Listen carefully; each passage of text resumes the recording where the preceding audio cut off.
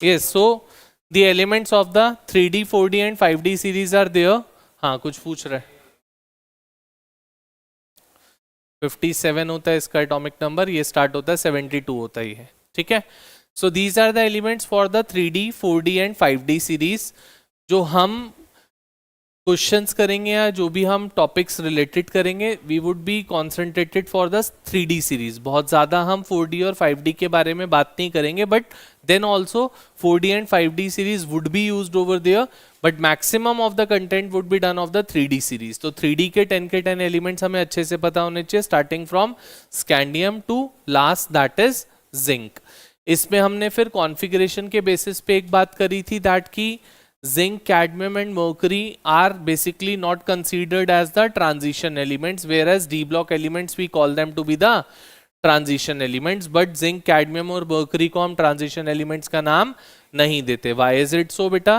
क्योंकि transition elements were those elements which have incompletely filled d subshell in its ground state or in any of its common oxidation state. या तो ground state में या किसी भी common oxidation state में d subshell जो होता है वो इनकम्प्लीटली फिल्ड होना चाहिए for a particular element to be called as the transition element. But अगर आप चेक करोगे जिंक, कैडमियम और मर्करी में, तो उनकी ग्राउंड स्टेट में एज वेल एज उनकी कॉमन ऑक्सीडेशन स्टेट में they have completely filled d subshell in their ground state as well as common oxidation state. That's why these three we can not consider them to be the transition elements. On the other hand, Cu, Ag and Au, these three, we considered them to be the typical transition elements. Why we call them to be the typical transition elements? क्योंकि अगर इनकी ground state check करोगे तो ground state में तो ये भी completely filled थे, but common oxidation state में they were incompletely filled. Because of that particular reason, we call these three as the typical transition elements. ठीक है? Clear? अब हमने कॉन्फ़िगरेशन चेक करी थी, तो we noticed one thing that from scandium to zinc there was a thing. जब हमने filling of electrons देखा तो the number of unpaired electrons were increasing till middle of the series. जैसे स्कैंडियम में number of unpaired electron was 1, titanium में there 2, vanadium में there 3, chromium में there 5 because of exceptional configuration. फिर manganese में also there 5. Iron में because of the pairing of electron it decrease to 4. फिर cobalt में डिक्रीज टू 3, निकल में decrease to 2, copper और जिंक में there were no unpaired electron in the d subshell. So we gave it a thing that from scandium to manganese the number of unpaired electron increases and then after it starts decreasing. Or in general, if I need to say, I can say that the number of unpaired electron increases up to the middle of the series and then after it starts decreasing. अब बेटा इन unpaired electron से मैंने बोला था we would be discussing about 3 things. क्या क्या? एक था हमारे पास एंथैल्पी ऑफ एटोमाइजेशन, सेकंड था हमारे पास मेल्टिंग पॉइंट, एंड थर्ड था मैग्नेटिक मोमेंट.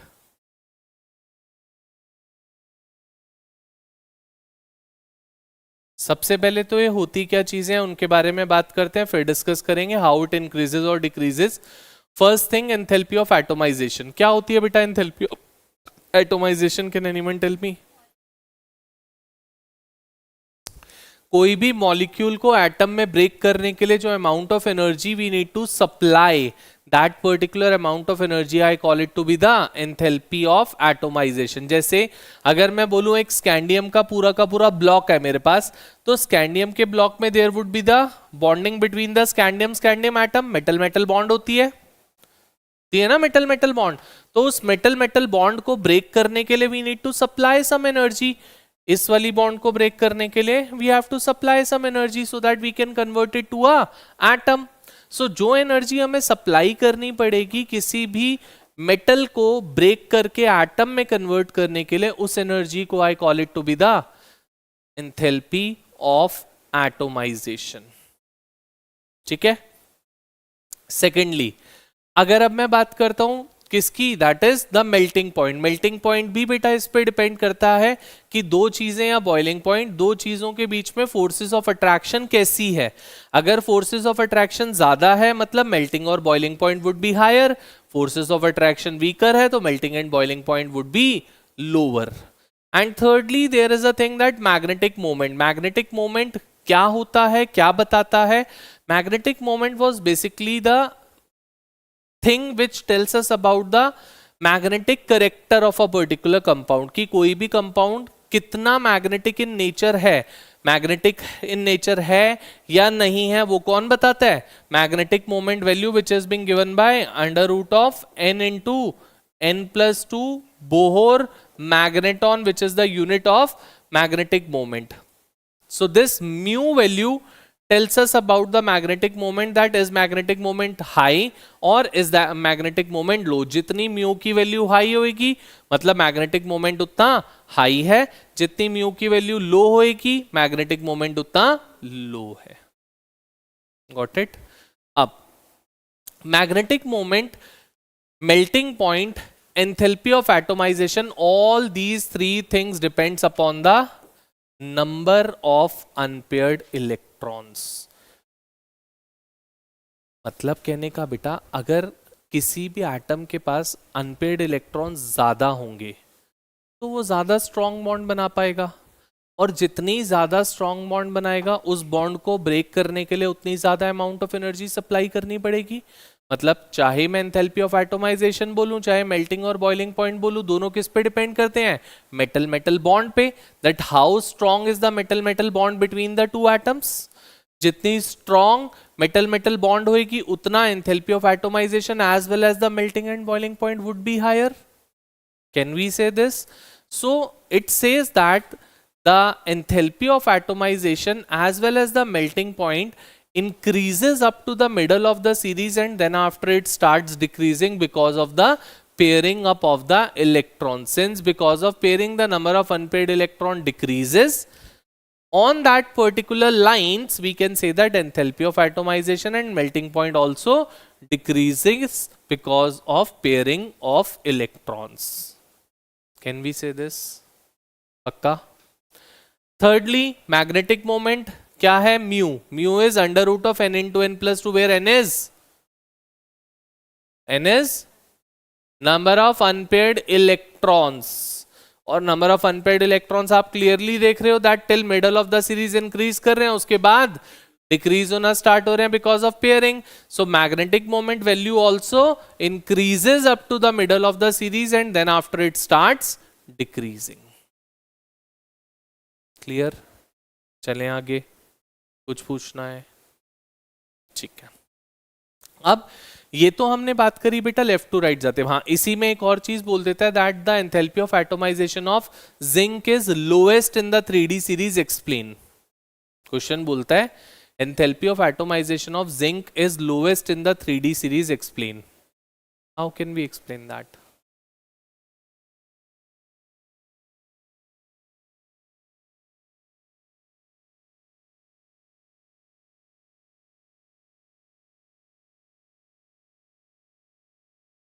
तो हमें कैटेगोरिकली जिंक के लिए बताना पड़ेगा. पहले जिंक की कॉन्फ़िगरेशन लिखो विच इज 3d10 अगर आप चेक करोगे तो जिंक में there is no unpaired electron, neither in its ground state nor in its common oxidation state. So since number of unpaired electron 0 है तो जो मेटल मेटल बॉन्ड होएगी जिंक के बीच में that is very weak. So the amount of energy that we need to supply to zinc for breaking its bond would be very less. On that particular basis we can say that the enthalpy of atomization of zinc is least. ठीक है? पक्का? ठीक. आपसे कहता है ऐसे ही question में that Ag have completely filled d orbital in its ground state, then on what ground can we say zinc to be can we say silver to be a transition element? क्या बोला? Silver have completely field d orbital in its ground state, then also on what ground can we say that silver is a transition element? कभी भी transition element का कोई भी question आ जाए कि ये एलिमेंट ट्रांजिशन है, दूसरा नहीं है, दूसरा है, ये वाला नहीं है, गिव रीजन, एक्सप्लेन, पहली चीज लिख लो। ये चीज जरूर से आपको पॉइंट लिखना ही है बेटा। इसमें जितना क्रिएटिव तुम चीज करोगे उतने मार्क्स ज्यादा मिलेंगे, जितना एक्सप्लेन अच्छे से करोगे। अगर एक्सप्लेनेशन अच्छी है, तुम्हारे दिमाग में कुछ भी है, दिमाग में रहने से कुछ नहीं होगा जब तक पेपर पे नहीं आएगी वो। So any time transition element का क्वेश्चन आ जाता है, सबसे पहले ट्रांजिशन एलिमेंट की डेफिनेशन लिखोगे। क्या? For an element to be considered as a transition element, लिख लो इसको। For an element to be considered as a transition element,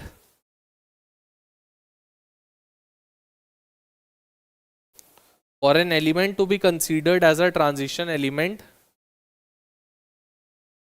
it should be having with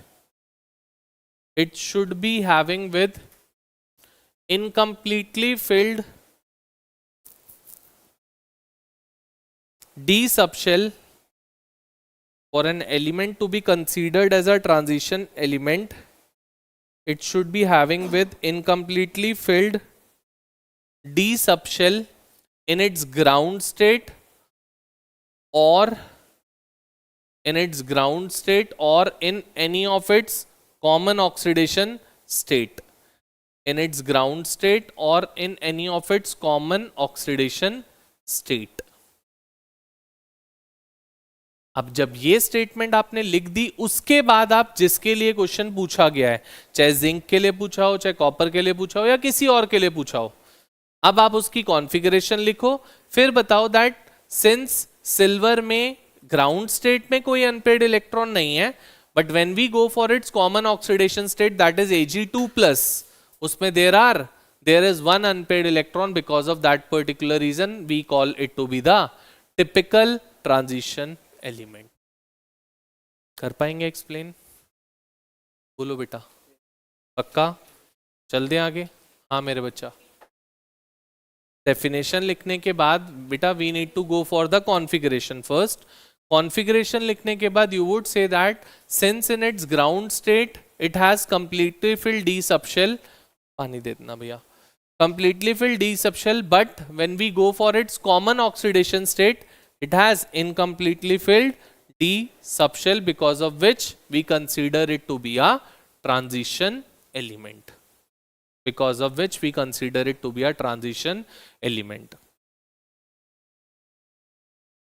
सबकी 2+ नहीं होती बेटा। हमारा टॉपिक है कॉमन ऑक्सीडेशन स्टेट का भी एक पर्टिकुलर पूरा टॉपिक है, हो सकता है आज ही मैं वो टॉपिक कराऊंगा, तो वहां पे हमारे को सबकी कॉमन ऑक्सीडेशन स्टेट याद रखनी पड़ेगी, किसकी +1 है, किसकी +2 है, किसकी +3 है, डिपेंडिंग अपॉन कि उस स्टेट में वो कितना स्टेबल बन रहा है। कोई भी ऑक्सीडेशन स्टेट कॉमन तब होती है अगर कोई एलिमेंट उस स्टेट में स्टेबल बन रहा हो, उसको हम कॉमन ऑक्सीडेशन स्टेट का नाम देते हैं। अपनी मर्जी से हम किसी को भी नहीं ले सकते कॉमन ऑक्सीडेशन स्टेट, ठीक है? चले आगे। अब कोई डाउट्स किसी को इतनी बातों में? ठीक।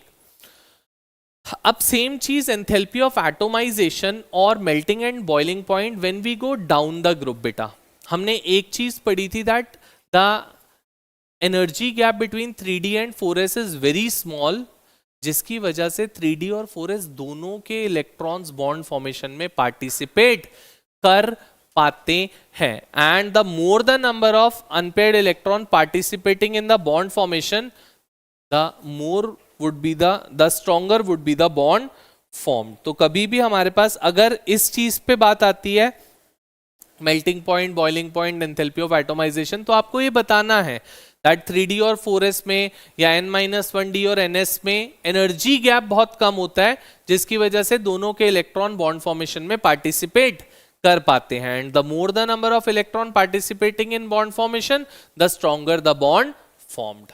जब हम डाउन द ग्रुप आते हैं, तो हम 3D की बात कर रहे थे, 3D से जब 4D पे आते हो, 4D से जब 5D पे आते हो, तो एनर्जी गैप बेटा और कम होता जाता है। मतलब 4D और 5s में या 5D और 6s में energy gap is still smaller compare to that of 3D and 4s। जितना एनर्जी गैप कम होता जाएगा नीचे आते हुए, उतने ज्यादा इलेक्ट्रॉन्स बॉन्ड फॉर्मेशन में पार्टिसिपेट कर पाएंगे। Because of that particular reason जब आप 4D और 5D सीरीज पे आते हो, तो बेटा इसमें मेटल मेटल बॉन्डिंग जो होती है बहुत फ्रीक्वेंट होती है, बहुत स्ट्रांग होती है. Metal metal bonding in the 4D and 5D series is much stronger compared to that of the metal metal bonding in the 3D series, because the energy gap between n-1d and ns in 4D and 5D is very less compared to that of in 3D, because of which more number of electrons can participate in the bond formation. So enthalpy of atomisation हो गया या melting and boiling point हो गया, वो 4D और 5D का क्या होएगा, ज्यादा हो जाएगा, क्योंकि वहां पे ज्यादा इलेक्ट्रॉन्स बॉन्ड फॉर्मेशन में पार्टिसिपेट कर पाते हैं.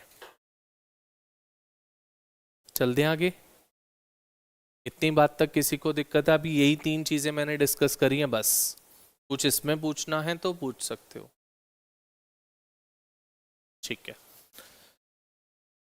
इसके बाद बेटा नेक्स्ट बात आती है, that is about the atomic और आयनिक रेडियाई.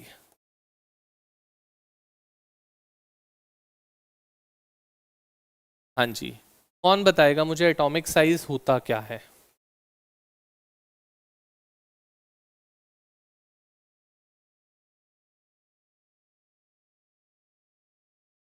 न्यूक्लियस से दूसरा एटम कहां से आया बेटा? किसी एक एटम के साइज की बात आप कर रहे हो, दूसरा एटम कहां से आ गया?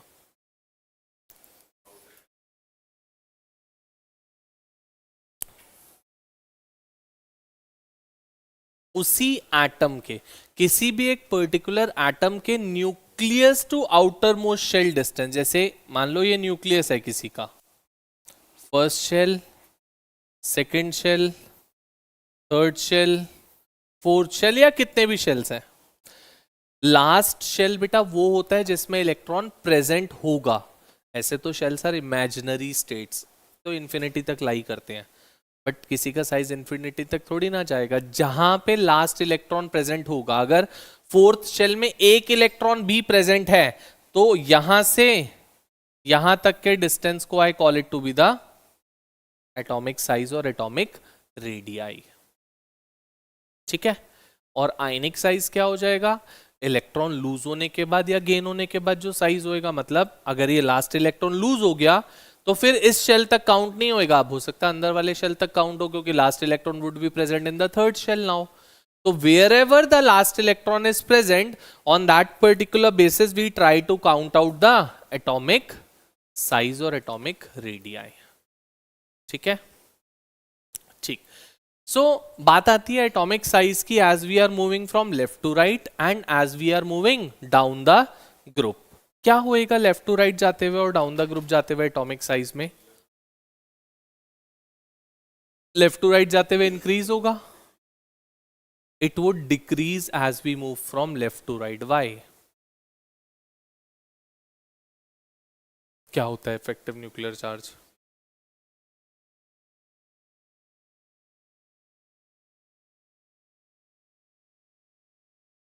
सी.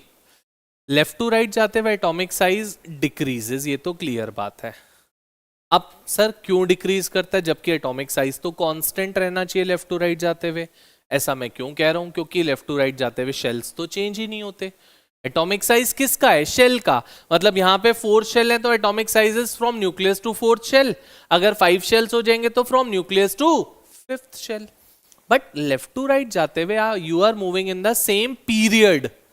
जब आप सेम पीरियड में जाते हो तो shell number remains same, so atomic size should have remained same. But then also we say that the atomic size decreases as we move from left to right. Why? Because left to right जाते हुए बेटा shell number same रह रहा है, but nuclear charge तो बढ़ रहा है, क्योंकि हर एक कॉन्जिक्यूटिव स्टेप पे एटॉमिक नंबर बढ़ता जा रहा है. एटॉमिक नंबर बढ़ेगा तो न्यूक्लियर चार्ज बढ़ेगा.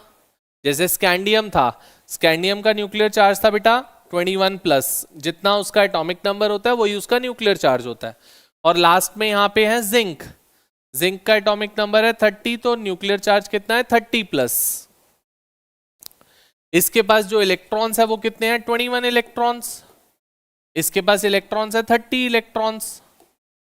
तो बेटा since the same number of shells are there in which the incoming electron is being added, because of which the attraction between the nucleus and the incoming electron increases.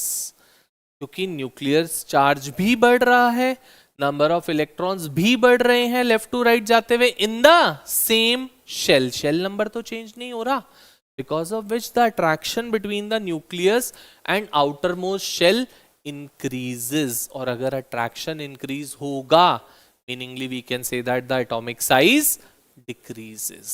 We can say that the atomic size decreases. बोलो बेटा.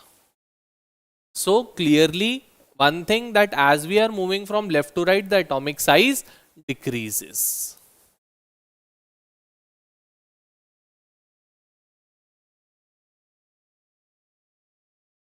From left to right, atomic size decreases.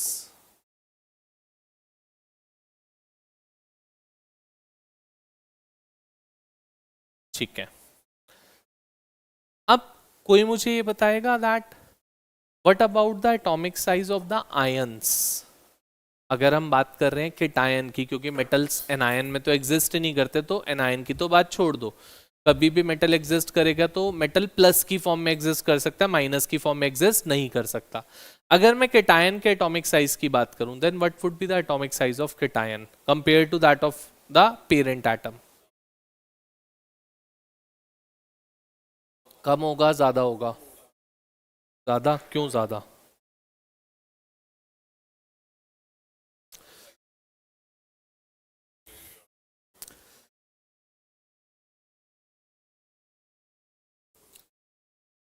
यहां पे एक term आती है जिसको हम नाम देते हैं इफेक्टिव न्यूक्लियर चार्ज. इधर आती है वो टर्म. होता क्या है बेटा effective nuclear charge? Effective nuclear charge होता है जो न्यूक्लियस आउटर मोस्ट शेल के इलेक्ट्रॉन्स को, जो भी इलेक्ट्रॉन्स प्रेजेंट है उन पे कितना इफेक्ट दिखा पा रहा है अपना, उसको आप बोलते हो इफेक्टिव न्यूक्लियर चार्ज. अगर अभी आपके पास स्कैंडियम है, स्कैंडियम में the electrons are 21, the protons are, ठीक है अक्षत? अगर मैंने फॉर एग्जाम्पल क्या बना दिया, scandium 3+, the number of electrons now are, protons are. So since in the case of cations the electrons decreases keeping the nuclear charge constant, so we can say that there is a increase in the effective nuclear charge. Effective nuclear charge बेटा बढ़ जाता है, क्योंकि effective nuclear charge है क्या? That is nucleus जो remaining electrons को कितना स्ट्रांगली अपने टुवर्ड्स अट्रैक्ट कर पा रहा है. That attracting power I call it to be the effective nuclear charge. बेटा यहां पे 21+ का न्यूक्लियर चार्ज 21 इलेक्ट्रॉन्स को अट्रैक्ट कर रहा था. इधर 21+ का न्यूक्लियर चार्ज 18 इलेक्ट्रॉन्स को अट्रैक्ट कर रहा है. तो कहना है इससे on each electron the extent of attraction increased over here compare to that of over here. So because of increase in effective nuclear charge, the size of cation is always smaller than that of its parent atom. We can mention it over there. Because of increase in the effective nuclear charge in a cation, because of increase in effective nuclear charge in the case of cation,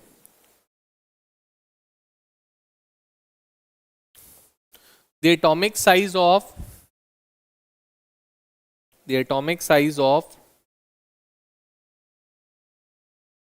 because of increase in the effective nuclear charge in the cation, the atomic size of cation is always smaller than that of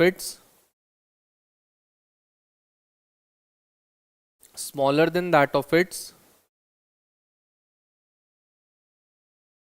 parent atom.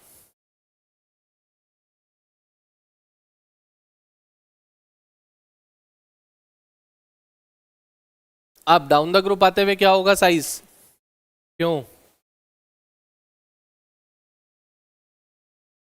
General trend says that the atomic size should increase as we move down the group, क्योंकि बेटा down the group जाने का मतलब है that the shell number is increasing, क्योंकि down the group गए आप third shell से या थर्ड पीरियड से आप फोर्थ पीरियड पे गए, फिफ्थ पीरियड से आप सिक्स्थ पीरियड पे गए.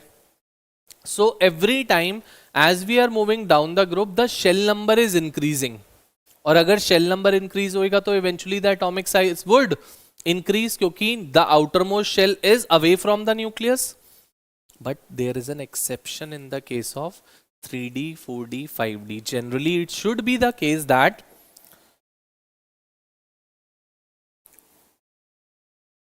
ऐसा होना चाहिए था बेटा कुछ,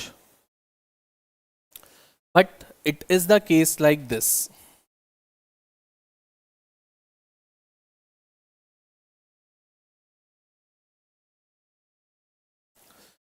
The size of 4D and 5D series elements almost becomes equal to one another because of a term given the name of,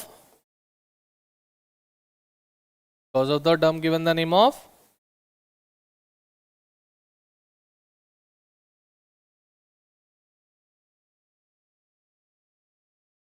lengthenoid contraction. अब ये क्या होती है लेंथेनॉइड कॉन्ट्रैक्शन, डिस्कस करेंगे जब मैं एफ ब्लॉक एलिमेंट्स में आऊंगा.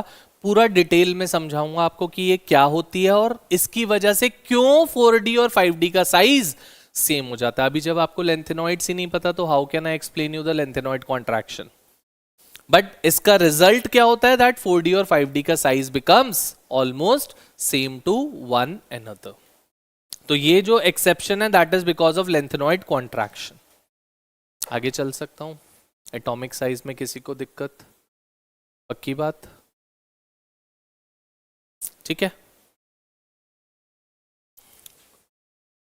एक क्वेश्चन बोलता है आपसे that why zinc cadmium and mercury are soft and volatile metals. Explain why zinc cadmium and mercury are softer and volatile metals. आपने देखा भी होगा शायद मर्करी तो होता ही लिक्विड है, कैडमियम भी आपका सॉफ्टर होता है, and zinc is not that strong compare to that of the all other elements like iron हो गया, लाइक कॉपर हो गया, उन सब के comparative. Why is it so? This is the question. Why zinc cadmium and mercury are softer and volatile metals?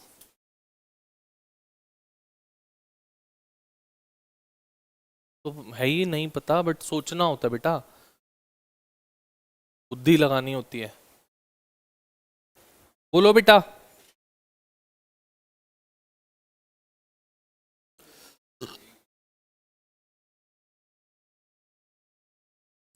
बेटा zinc cadmium और mercury में अगर आप चेक करोगे तो उनका 3D सबशेल फुल्ली फिल्ड होता है, 4D फुल्ली फिल्ड होता है, 5D फुल्ली फिल्ड होता है.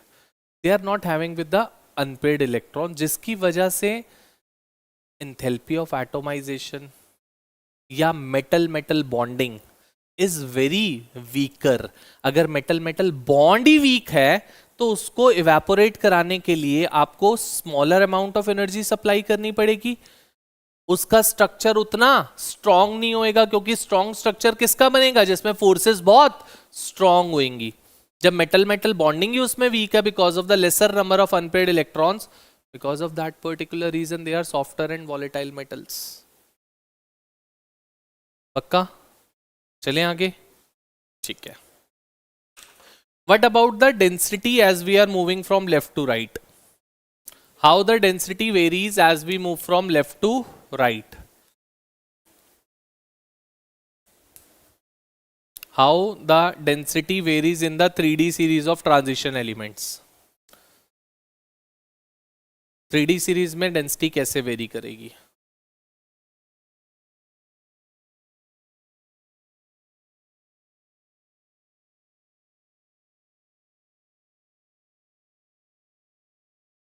इलेक्ट्रॉन डेंसिटी नहीं पूछ रहा बेटा, नॉर्मल डेंसिटी पूछ रहा हूँ.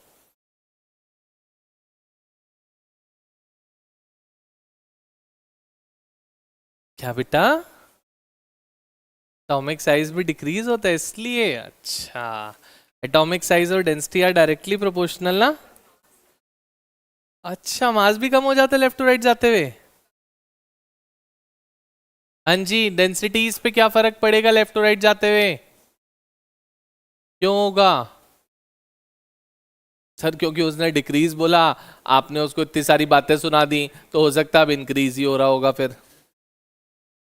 हाँ बेटा, क्यों होगा इंक्रीज? शाबाश। हैं? क्या नहीं आएंगे? इलेक्ट्रॉन आ ही नहीं सकते? कहां से आएंगे? ज्यादा हो जाते हैं इसलिए?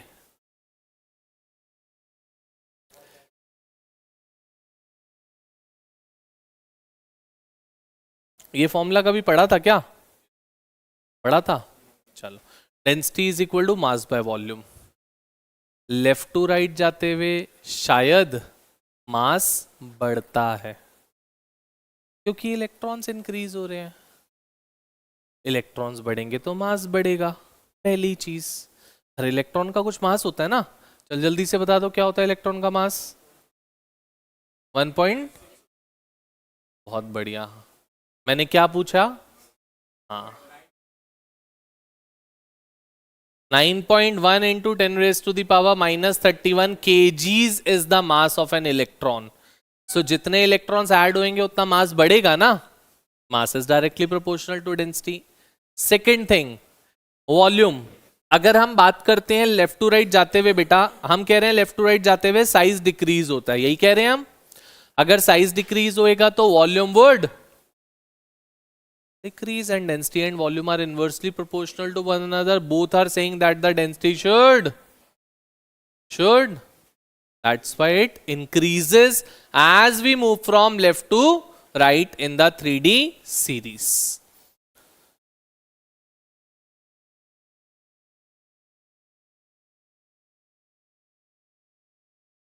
क्या बेटा? सब में लेफ्ट टू राइट जाते हुए तीनों में यही केस होएगा, 3D 4D 5D तीनों में। चलें आगे। Clear?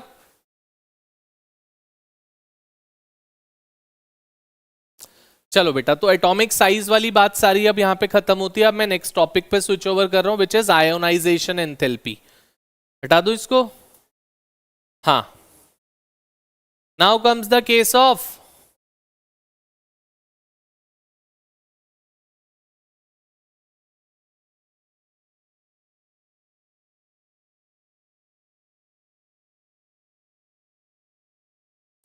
ionization enthalpy. Now, who would explain me the term ionization enthalpy?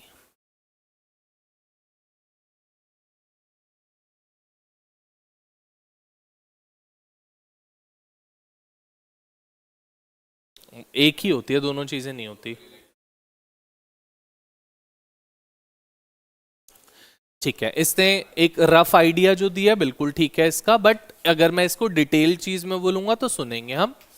He said me that की जो minimum amount of energy required होते हैं, शायद इसने मिनिमम बोला भी नहीं, मैं बता रहा हूँ, मिनिमम अमाउंट ऑफ एनर्जी जो रिक्वायर्ड होती है किस चीज के लिए? इलेक्ट्रॉन को रिमूव कराने के लिए किसी एटम में से। ही सेड दैट की उसको आयोनाइजेशन एंथैल्पी बोलते हैं। परफेक्टली राइट, कुछ गलत नहीं है इसमें, but small small terms there should be. क्या?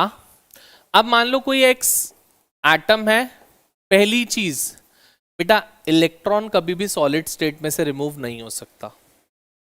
Electron can only and only be remove from the gaseous state. तो कभी भी अगर आप आयोनाइजेशन एंथैल्पी की बात कर रहे हो तो we need to talk about the gaseous atom. We can not talk about the solid atom or a liquid atom, we can not. We can only and only talk about the gaseous atom. So the minimum amount of energy required to remove an electron from the outermost shell of an isolated gaseous atom in its ground state. Isolated का मतलब क्या? अकेला present हो, bonded ना हो रखा हो किसी के साथ। क्योंकि अगर बॉन्डेड होगा तो पहले बॉन्डेड वाले को सेपरेट करने के लिए भी आपको एनर्जी देनी पड़ेगी, जिसको आप नाम देते हो बॉन्ड डिसोसिएशन एंथैल्पी का।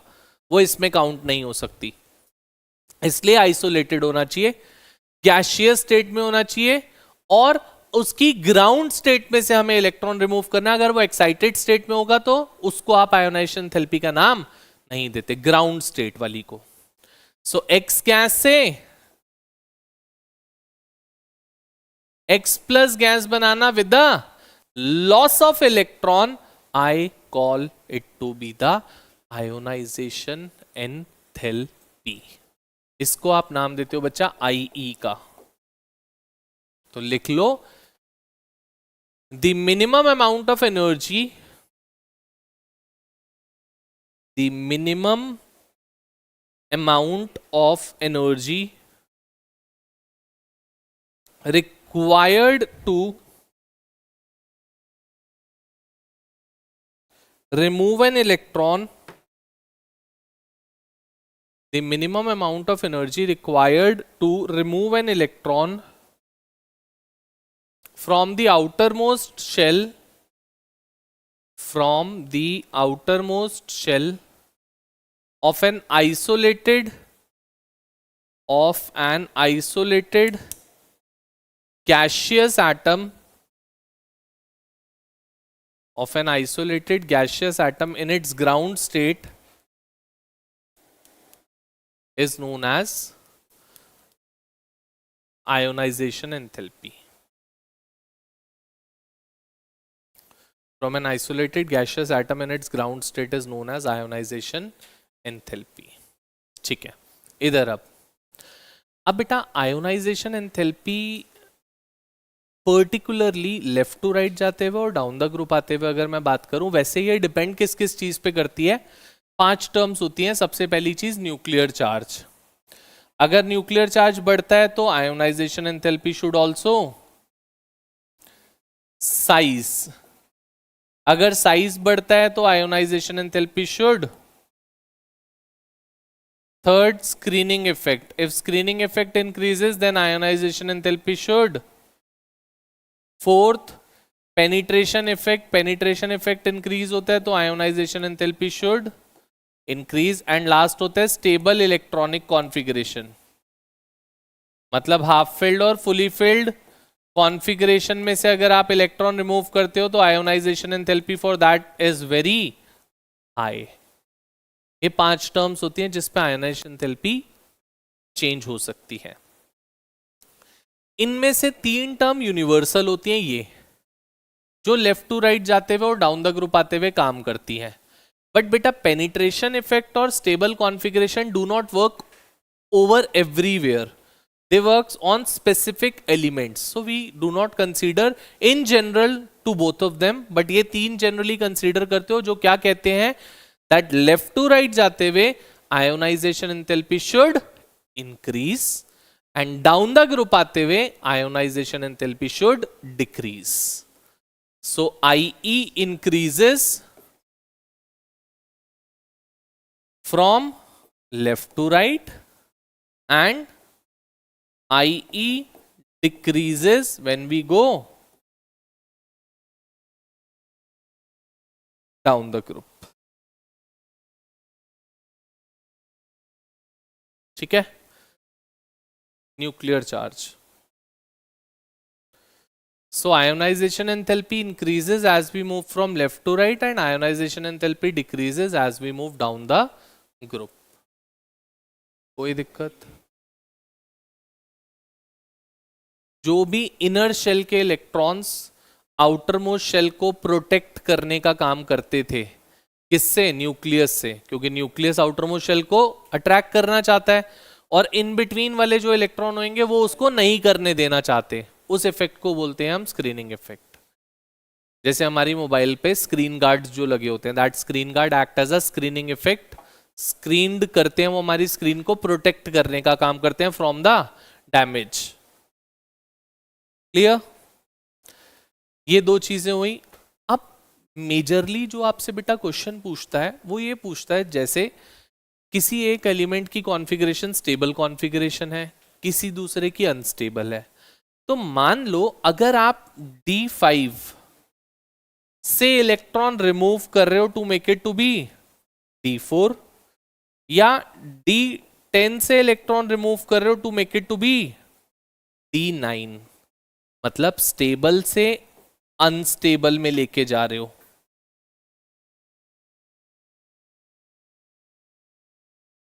तो बेटा in that particular case the amount of energy required would be very high. So in these cases the IE would be very high।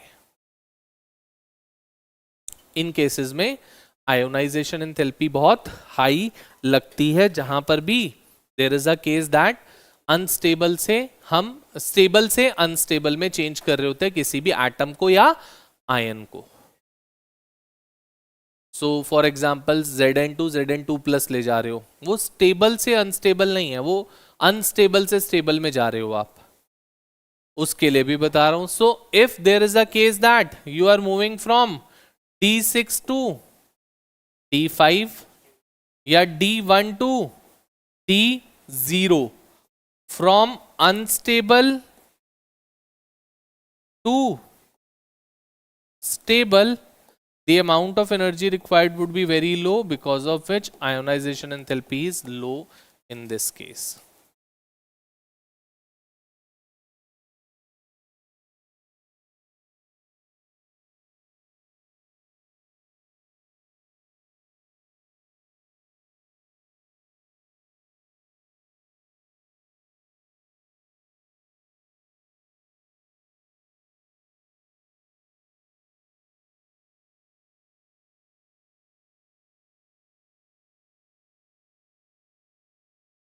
तो क्या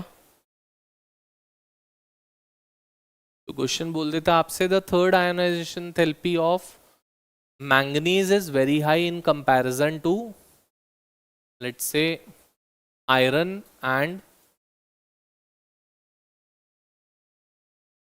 scandium।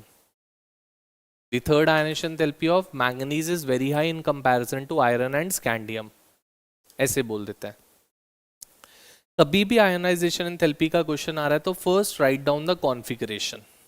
मैंने किस किस की बात करी, आयरन की, स्कैंडियम की एंड मैंगनीज की, यही तीनों की बात करी है। लिखता हूं जरा। Scandium, it is argon 3d14s2,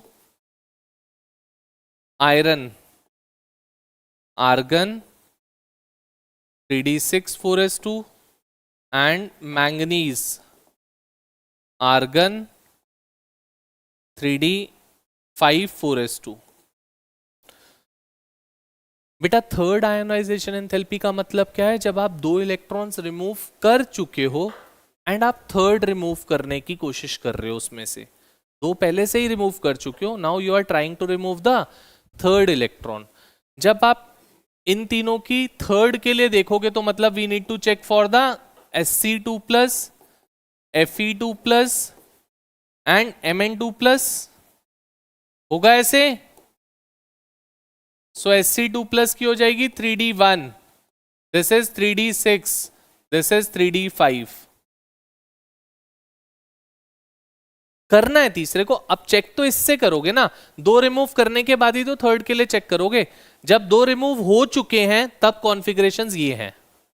अब देखना है कि किसमें से आसानी से रिमूव हो सकता है और किसमें से डिफिकल्टी होगी। हर समय ध्यान रखना, पहले आपको 4s एम्प्टी करना होता है, फिर आप 3d पे जा सकते हो। जब तक 4s एम्प्टी नहीं है, you can not remove the electron from 3d। This is very unstable, this is very unstable, this is very stable. इन दोनों में से अगर इलेक्ट्रॉन रिमूव करोगे तो अनस्टेबल से, तो ionisation enthalpy required would be very, इसमें स्टेबल से अनस्टेबल में जा रहा है तो ionisation enthalpy would be very. यही तो क्वेश्चन था क्या बेटा? पेनिट्रेशन इफेक्ट होता है कि कौन से इलेक्ट्रॉन न्यूक्लियस के कितना क्लोजर है। जैसे किसी एक शेल की बात करूं, फोर्थ शेल की, तो फोर्थ शेल में देयर कैन बी 4s वाले electron, there can be 4p वाले electrons, there can be 4d और there can be 4f। ये चार टाइप के इलेक्ट्रॉन्स हो सकते हैं फोर्थ शेल में। तो सबसे क्लोजर न्यूक्लियस के कौन होता है? s सब शेल। फिर कौन होता है p सब शेल, फिर कौन होता है d सब शेल, फिर कौन होता है f सब शेल। सो s में से इलेक्ट्रॉन रिमूव करना सबसे डिफिकल्ट होगा, जिसकी वजह से क्यों, क्योंकि पेनिट्रेशन इफेक्ट s का सबसे ज्यादा है, फिर p का, फिर d का, and at the last it for the f।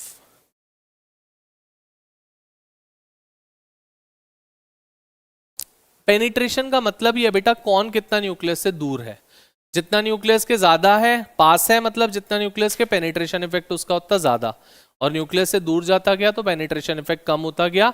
तो पेनिट्रेशन हर समय सेम शेल में काम करता है, ये ध्यान रखना।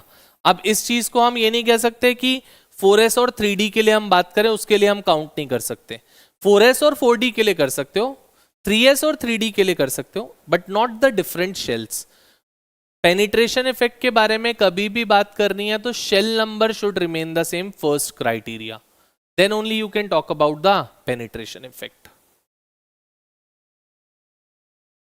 बोलो बेटा।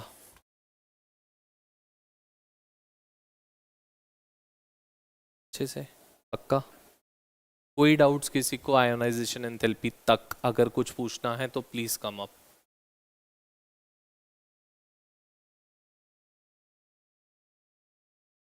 नहीं? चले आगे फिर। चलो इतनी बात रिटेन करो, 2 मिनट का ब्रेक दे रहा हूं क्योंकि थ्योरी है पूरा। It would yes, so we all are clear with the ionization enthalpy till this point. Now the next thing which comes up in this is the variable oxidation states or variable valencies. So coming over to that now. Variable oxidation states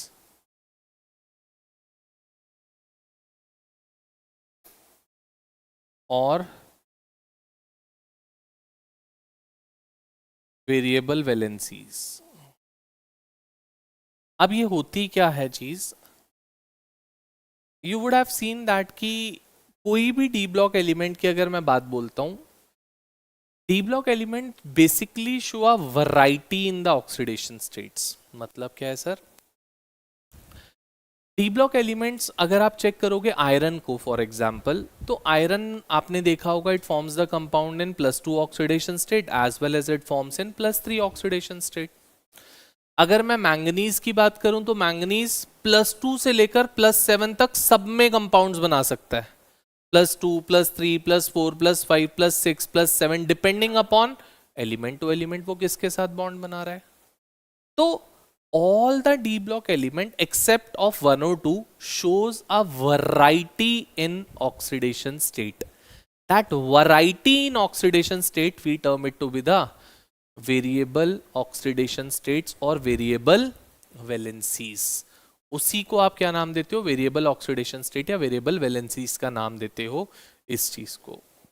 starting from हमें first 3D series के लिए सबकी common oxidation state याद रखनी है। मैं आपको variable सारी दिखाऊंगा कौन कौन सी में एग्जिस्ट करते हैं, बट जो हमको याद रहनी चाहिए वो स्टेबल ऑक्सीडेशन स्टेट जरूर से याद होनी चाहिए।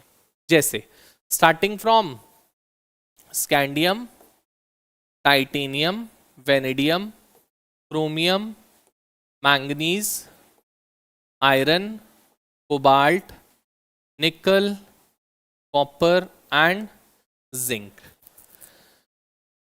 बेटा वैसे तो मेजरली अगर मैं बोलूं कि वेरिएबल ऑक्सीडेशन स्टेट क्यों एग्जिस्ट करती है, किस बेसिस पे हम किसी भी एलिमेंट को कहते हैं that it is showing a variable oxidation state और नॉट, वो डिपेंड करता है कि आपके पास, हमने बोला दैट डी ब्लॉक एलिमेंट्स में there is a small energy gap between 3d and 4s और n-1d एंड ns, जिसकी वजह से can we say that more number of electron participate in the bond formation.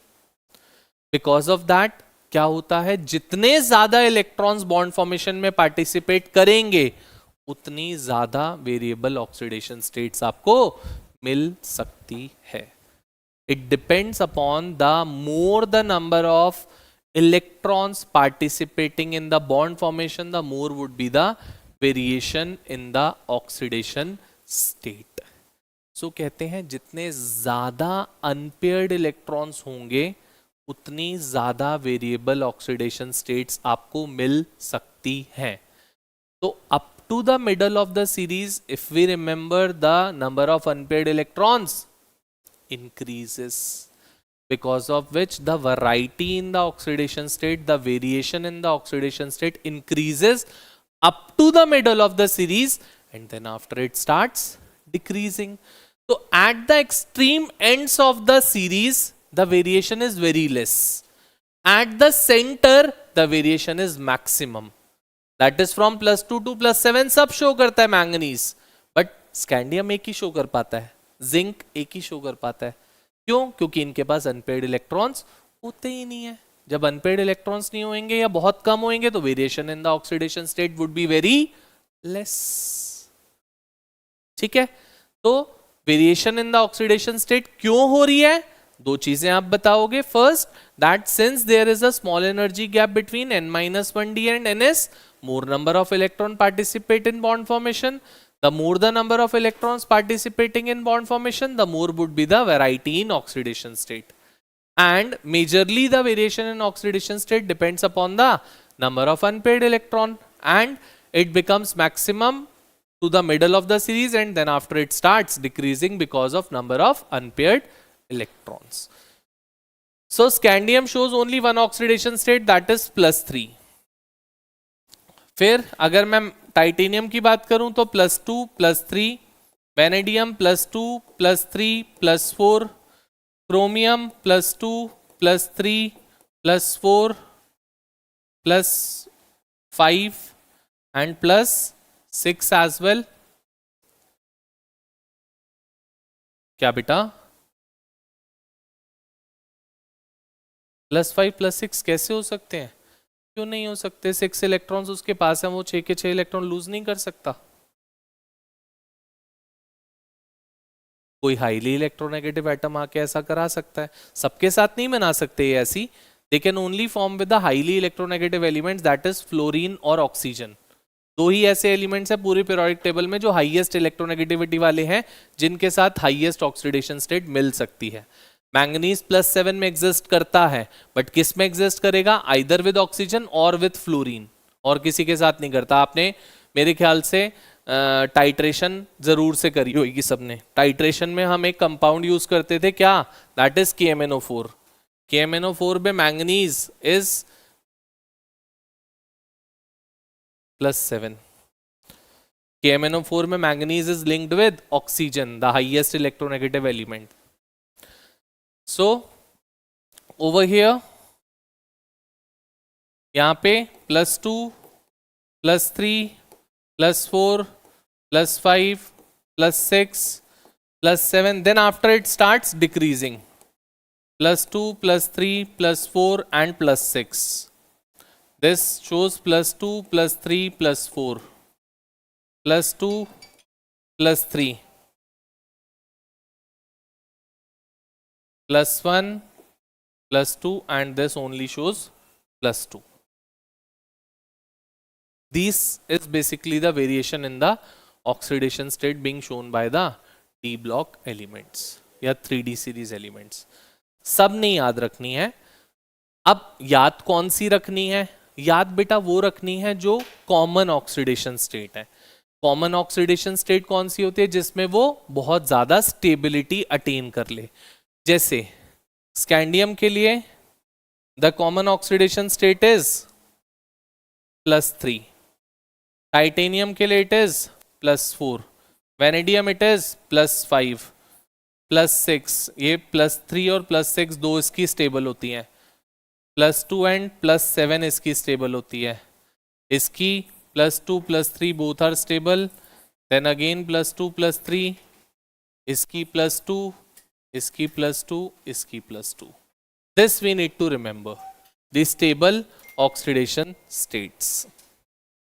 जो भी कॉमन ऑक्सीडेशन स्टेट है, stable oxidation state है, वो stable होती है, others can not be stable. जो स्टेबल है वो आप शो कर सकते हो, they can exist, but others can not.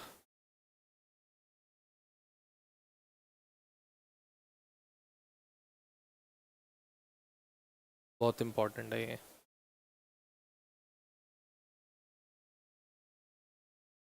अब बात आती है सर कि कौन सी ऑक्सीडेशन स्टेट स्टेबल है, कौन सी नहीं है, how can we know about that. आप कह रहे हो कि ये स्टेबल होती हैं, आपने तो मार्क कर दी, वी वुड रिमेंबर दैट कि आपने मार्क करी हुई है तो इनको याद रख लेते हैं। ऐसा नहीं है कि रट्टा मार लेना है कि ये स्टेबल है इनको याद कर लो, no. There is a case, मैं क्यों कह रहा हूं स्कैंडियम की +3 स्टेबल है बेटा, किसी भी ऑक्सीडेशन स्टेट की स्टेबिलिटी, कोई सा भी एलिमेंट हो, बी इट एनी, किसी भी ऑक्सीडेशन स्टेट की stability depends upon the configuration of it, उसकी कॉन्फ़िगरेशन पे डिपेंड करती है उसकी स्टेबिलिटी। अगर वो उस पर्टिकुलर ऑक्सीडेशन स्टेट में either it would be becoming half filled और फुली फिल्ड और अ नोबल गैस कॉन्फ़िगरेशन, तो वो स्टेट उसकी स्टेबल होगी। आप स्कैंडियम 3+ चेक करो, it is argon configuration. Scandium में से 3 इलेक्ट्रॉन रिमूव कर दो, आर्गन बन जाएगा, ये भी आर्गन बन जाएगा, ये भी आर्गन बन जाएगा, दिस अगेन आर्गन। यहां पे +2 भी क्यों स्टेबल है, क्योंकि +2 में it becomes half field.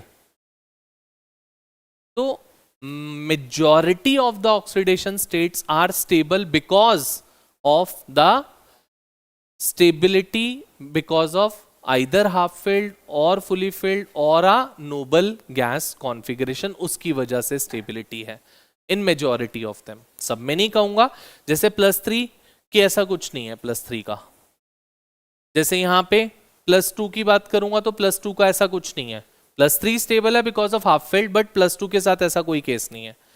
So maximum of them are stable because of extra stability of half filled, fully filled और a noble gas configuration, but some of them are there which is not the case that कि वो उस वजह से stable है। Then what is the thing? बेटा कुछ आपके पास इसलिए stable होती हैं, कोई भी oxidation state stable होने का reason ये होता है that उस particular oxidation state में लाने में हम लोगों को heat release होके मिल रही हो instead of supplying. The more the amount of energy being released, the stable that oxidation state would be, and the more the energy I would be supplying for that oxidation state to be attained, the lesser the stability of that oxidation state. तो इसकी जो +3 की stability है, जब मैं next class में आपको next topic कराऊंगा तो वहां पे ये चीज सिखाऊंगा कि एंथैल्पी किस किस पे डिपेंड करती है। जो डेल्टा एच होता है, आप जैसे मेटल को मान लो इसी में ही मैंगनीज में ही आप मेटल 3+ बना रहे हो, सॉरी क्रोमियम में, मैं मान लो क्रोमियम की बात बोलता हूं, क्रोमियम से क्रोमियम 3+ अगर आप बना रहे हो, इस रिएक्शन को कराने के लिए 3 एंथैल्पीज रिक्वायर्ड होती हैं। इस रिएक्शन की enthalpies delta H is, it's the sublimation enthalpy, it's the ionisation enthalpy and it's the hydration enthalpy. कहते हैं अगर इन तीनों का सम जितना ज्यादा नेगेटिव आएगा उतना वो ऑक्सीडेशन स्टेट ज्यादा स्टेबल होगी। तो half filled, fully filled, noble gas तो आपको आंख बंद करके बोल देना कि वो तो स्टेबल है ही है। क्यों? क्योंकि उसमें डेल्टा एच की वैल्यू बहुत हाईली नेगेटिव आ रही होगी, वो हमें चेक भी नहीं करना, वो आएगी ही आएगी। बट अगर कोई और एक्सेप्शनली स्टेबल है, जैसे 3+ है ये, जैसे यहां पे 2+ है ये आयरन की, तो they are exceptionally stable in that they are neither becoming half filled nor becoming fully filled nor it is a noble gas configuration, but then also they are stable because of this delta H value. Enthalpy की मतलब आपको reaction कराने के लिए heat supply करनी पड़ रही है या हीट रिलीज होके आपको मिल रही है, उसको बोलते हो आप एंथैल्पी। Got it? पक्का? कोई डाउट? चलें आगे? ठीक है, हाँ जी। हाइड्रेशन ये मैं डिटेल में कराऊंगा नेक्स्ट क्लास में, अभी तो बस एक जिस्ट देना था कि इसके बारे में। Right down.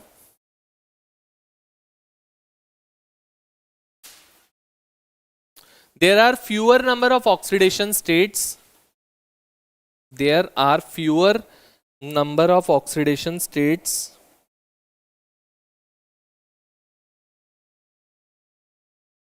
being shown by the elements at the, there are fewer number of oxidation states being shown by the elements at the extreme ends of 3D series, at the extreme ends of 3D series. आप check कर सकते हो बेटा, ये देखो ये +3 एक ही show कर रहा है, यहां पे है 3 है, बहुत ज्यादा नहीं है, जैसे मिडल पे तो 6 हो गई, एक्सट्रीम राइट पे जाओ वहां पे भी 1 या 2 ही है, तो बोलते हैं एक्सट्रीम एंड्स पे the variation in the oxidation state is very less. Why? 2 reasons है. या तो उन एलिमेंट्स के पास इलेक्ट्रॉन्स ही इतने कम है कि वो किसी और के, मतलब किसी और के साथ उन इलेक्ट्रॉन्स को शेयर या लूज कर पाए.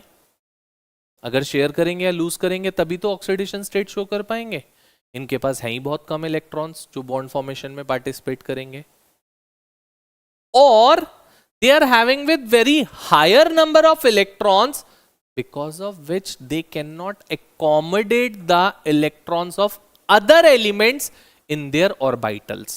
2 तरीके से बॉन्ड बन सकती है, या तो आप इलेक्ट्रॉन लूज और शेयर करके बॉन्ड बना लो जो ये करेंगे, या दूसरा आप क्या कर लो, किसी और के इलेक्ट्रॉन्स को अपने ऑर्बिटल में अकोमोडेट कर लो तो भी बॉन्ड बन सकती है. यहां पे शेयरिंग या लॉस ऑफ इलेक्ट्रॉन्स होएगा, यहां पे अकोमोडेशन होएगा. तो इनके पास इतने ज्यादा इलेक्ट्रॉन्स है कि इनका ऑर्बिटल इन्हीं के इलेक्ट्रॉन से भरा हुआ है पहले से, तो दूसरे के इलेक्ट्रॉन्स को कैसे रख पाएंगे. इनके पास इतने कम इलेक्ट्रॉन्स हैं कि ये अगर शेयर करेंगे भी या लूज करेंगे भी तो थोड़े से ही शेयर या लूज कर सकते हैं, ज्यादा है ही नहीं इनके पास. That's why the variation in the oxidation state at the extreme ends are very less. Am I clear? लिख लो इसको. This is because of the reason, this is because of the reason either they are having very less electrons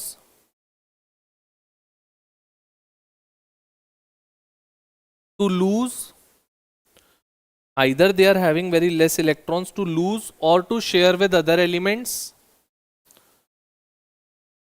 either they are having very less electrons to lose or to share with other elements, or they are having very higher number of electrons, or they are having very higher number of electrons in their orbitals,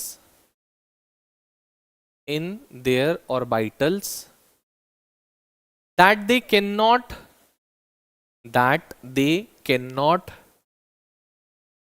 accommodate the electrons of other elements, that they cannot accommodate the electrons of other elements in their orbitals,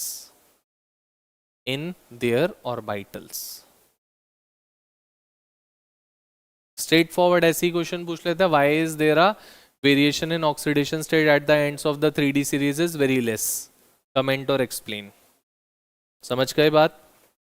अब इसी में बात आती है, आपसे बोलता है what is the difference in the oxidation states being shown by the transition elements and representative elements. Representative elements कौन होते हैं?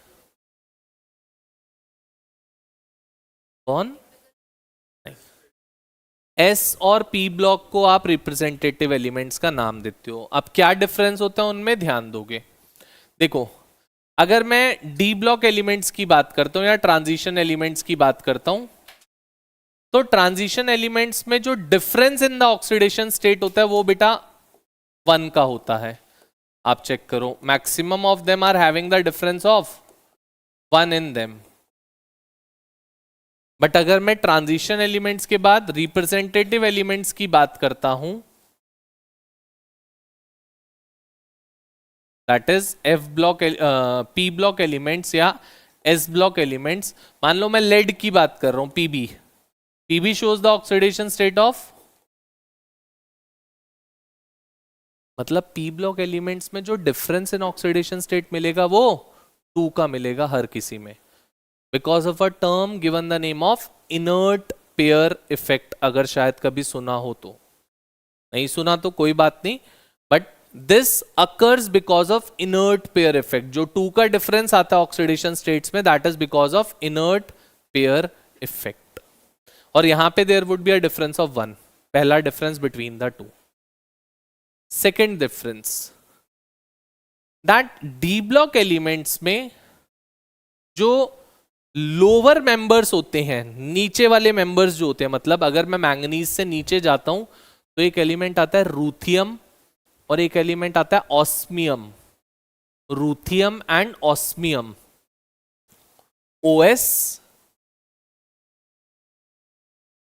OS and Ru, ruthium and osmium. These are the two elements which lies in the 4D and 5D series. So in the D block elements, the lower members are more stable in higher oxidation state. The ruthium or osmium shows the oxidation state of +8 also, OSO4 and RuO4 में they shows the oxidation state of +8। जबकि आप check कर सकते हो 3D में कहीं पर +8 नहीं है कहीं क्या? मैंगनीज है +7 तक एट मैक्स, बट 4D और 5D में it also exist +8 and +8 is stable for them. So over here in the D block element, higher member या हेवियर मेंबर्स आर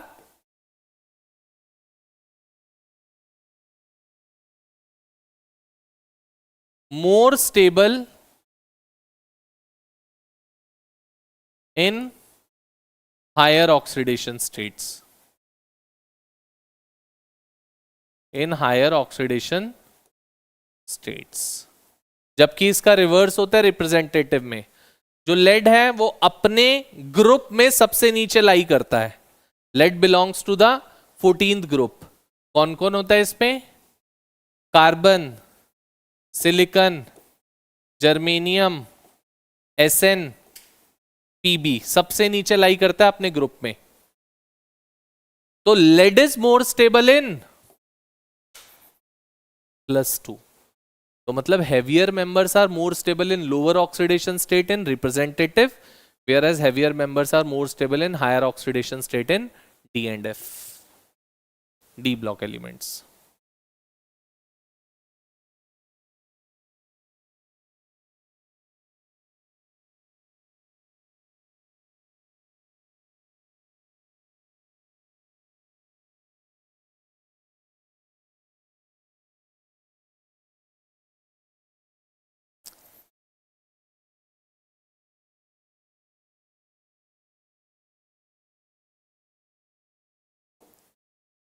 क्लियर? पक्का? आगे मूव करता हूं इससे। मैंने एग्जाम्पल पहले ही लिख दिया जिसका मैं क्वेश्चन आपसे बोलने जा रहा हूं। आपसे पूछ लेता है that what is the highest oxidation state being shown by D block elements, या which element shows the highest oxidation state. तो highest is by ruthenium and osmium of +8, of +8। इससे ज्यादा कोई और शो नहीं करता। एट मैक्स शो होती है that is +8। This is the highest. अब इसमें भी क्वेश्चन पूछ लेते हैं that why only the highest oxidation states being shown either in its oxide forms और इन इट्स फ्लोराइड फॉर्म्स। या तो वो ऑक्सीजन के साथ हाईएस्ट शो कर सकता है या फ्लोरीन के साथ। Why? Because oxygen and fluorine are the most electronegative elements which can force the element to go in the higher oxidation state. और कोई एलिमेंट को फोर्स कर ही नहीं सकता मेटल एटम को, बट कौन कर सकता है? आइदर ऑक्सीजन और fluorine, because they are the highest electronegative elements. उसमें भी ज्यादा प्रायोरिटी होती है ऑक्सीजन की, क्योंकि ऑक्सीजन, अगर आप रूथियम और ऑस्मियम की फ्लोरीन के साथ बॉन्ड बनाओगे तो +8 नहीं शो कर सकते। +8 शो करने के लिए उनको क्या करना पड़ेगा? कुछ ऐसा,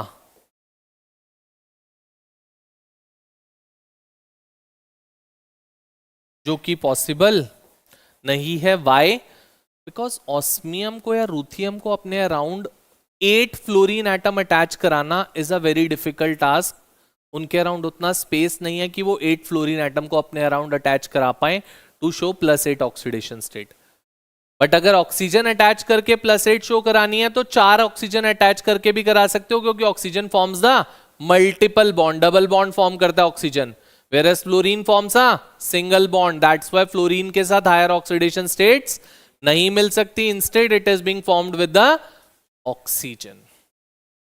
Oxygen have the tendency to show the higher oxidation state in comparison to fluorine because of its tendency to form multiple bond, that is double bond. ठीक है. एक क्वेश्चन इसमें और बोलता है आपसे that give an example of a transition element which do not show variation in its oxidation state. Give an example of a transition element which do not show variation in its oxidation state.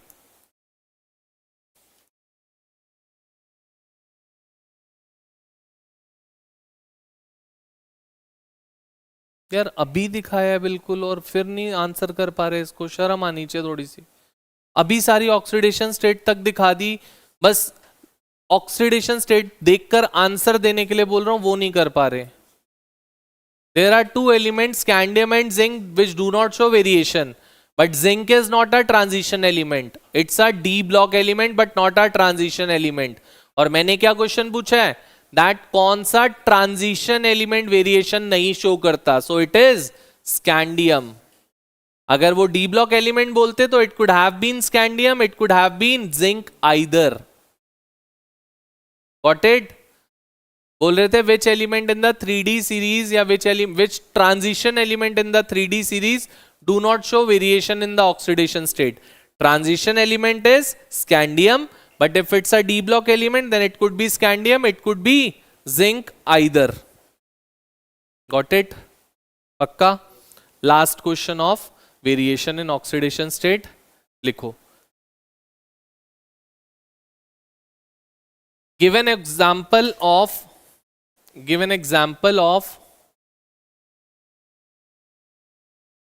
oxometal anion. Give an example of oxometal anion in which the oxidation state of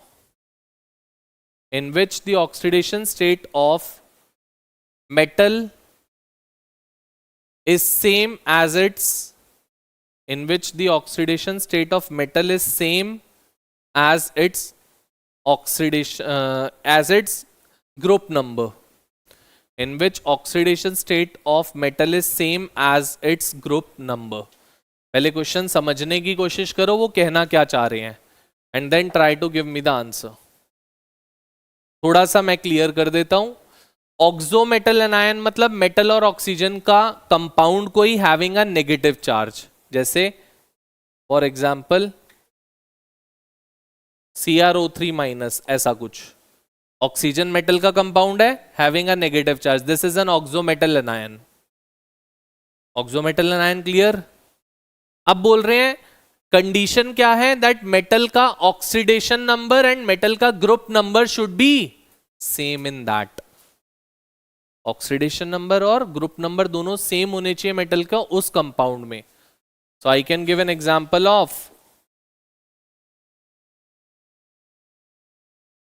ये oxometal anion है. पहली बात, यहां पे Mn की oxidation state +7 है बेटा, और मैंगनीज लाई भी करता है 7th ग्रुप में. For example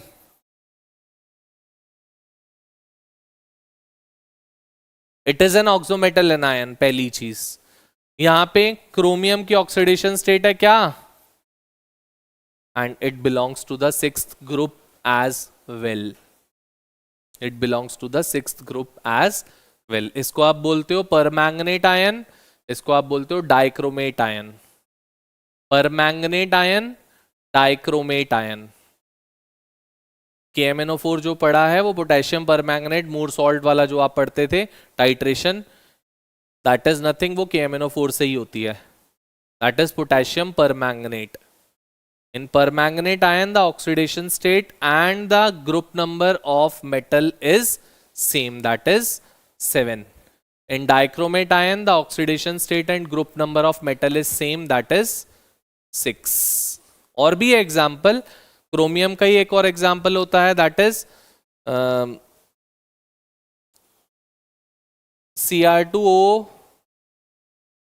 CrO4 2 minus, CrO4 2 minus, उसमें भी 6 ग्रुप नंबर आता है, 6 ही उसकी ऑक्सीडेशन स्टेट आती है.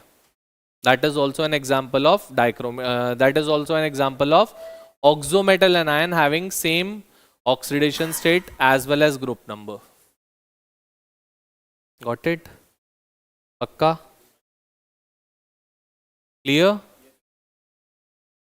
चलो, so till variable oxidation state मैंने सब डिस्कशन आपसे कर लिया. अब so variable oxidation state तक का टॉपिक खत्म हो गया है.